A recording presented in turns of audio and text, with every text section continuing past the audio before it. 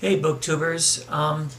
I wanted to respond to the hardcover versus paperback what do you think video from ocdofbooks, Karen. And apparently she got that idea from, or the question from nerdybooklover. Why we like hardbacks, or I call them hardcovers and softcovers, and why. That's a difficult question to answer because I like the hardcovers the best. I guess they just seem more like a book to me. And if you're going to spend, and I'm probably talking more about, well, I don't want to say new books because I many times will go out of my way just to try to find a hardcover, even in an out-of-print book. So, like, I'll just give some examples. This one here, I have shown this before, I think, in a haul. And this is one called A Magnificent Farce. And it is about book collectors and books and things like that, among other things. But I read this as a scan. You know how Google has those scans of old books? So it was a scan. And I read it like as an ebook. And I liked it, enjoyed it, and I thought, I want to get that as a hardcover or a book, physical book form, because it had pictures and things in it that didn't really scan all that well. So I wanted to see what the physical book really looked like. So this is from 1922. Very, very, very good condition. Did not pay a lot of money for it. I don't remember how much it was now, but it was a rather rare book. So, it might have been a little bit more, but it wasn't a lot of money. Probably not as much as a new hardcover would be today. So, I wanted to kind of show that to you. Another thing that I like, I will always try to find a hardcover, like I say, even in an out-of-print book. If I'm in a used bookstore, and kind of just browsing around looking for things, I will pick up a soft cover, like, for example, this one here, A Year in Provence. And because I saw this in a haul, I wanted it, and I found it, and it's like I just grabbed it. So I think I actually did have it like in a wish list, a hardcover that I had found, a used one. But I just went ahead and got this one anyway. So yeah, I do get them on occasion. This was another example. I found this in a used bookstore, and I've been wanting to get this book. So I went ahead and bought it because it was staring at me in the face there. In that same used bookstore, I also found, by the same author of A Year in Provence, this hardcover book. And it was weird because I saw the author first and saw this book first, and then I found that other softcover. So that was fun. Another example was this one I just did recently too. It's a softcover. This is The Pillars of the Earth. I'm probably going to go ahead and find this in hardcover. It'll probably be a used hardcover in good condition, only because it's supposed to be a really, really good book, and I would prefer to have it in hardcover. It's like this one here, the pages are already starting to get dull, stuff like that. So I'll probably switch over to the hardcover on that one. This one here I just finished, and this is a fairly new book out, and I noticed that this book made like one of those book award lists for nonfiction. And I didn't realize that I had picked up a book that was, on one of those kinds of lists. But it is in softcover, and that is the only format that it comes in. Now, the book is good enough for hardcover, and I always feel that if a book is good, that it deserves a hardcover, and this one definitely did.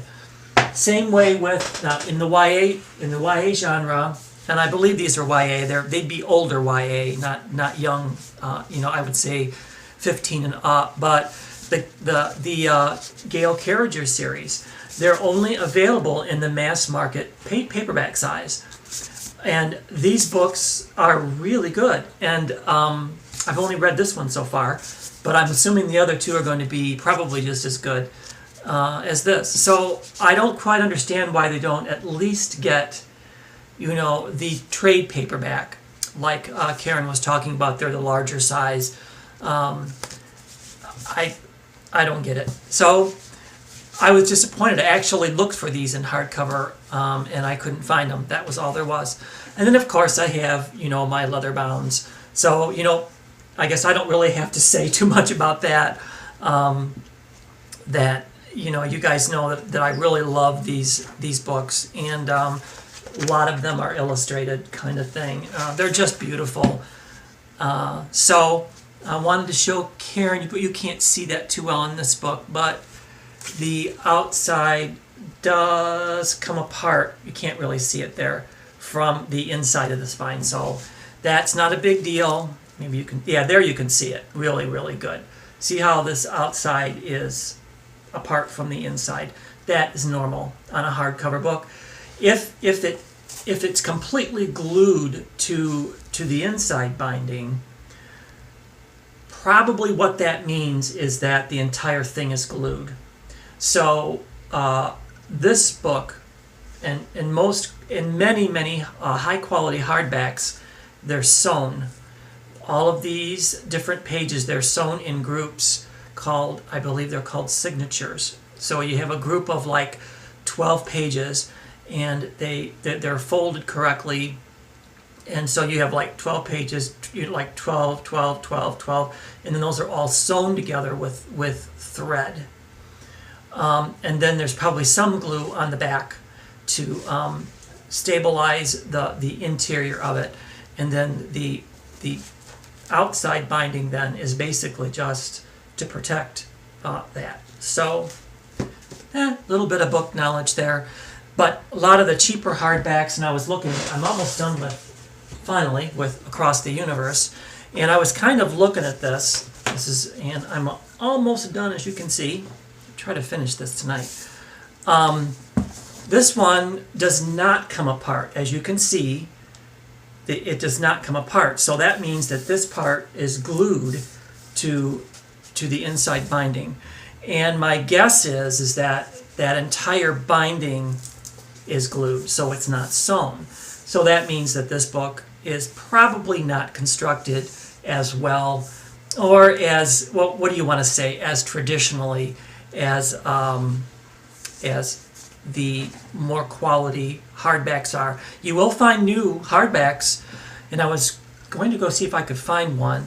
You will find new hardbacks that are still constructed with what they call the Smythe sewn, S-E-W-N, binding, rather than all glued together like a paperback is. It's just a matter of who publishes it and what they think the book might be worth. Okay, I cut the video because I did want to try to find a newer book where it is not all glued. So I'm just looking through this here for a moment. Yeah, this one was published in 2010, and it's called Travels in Siberia.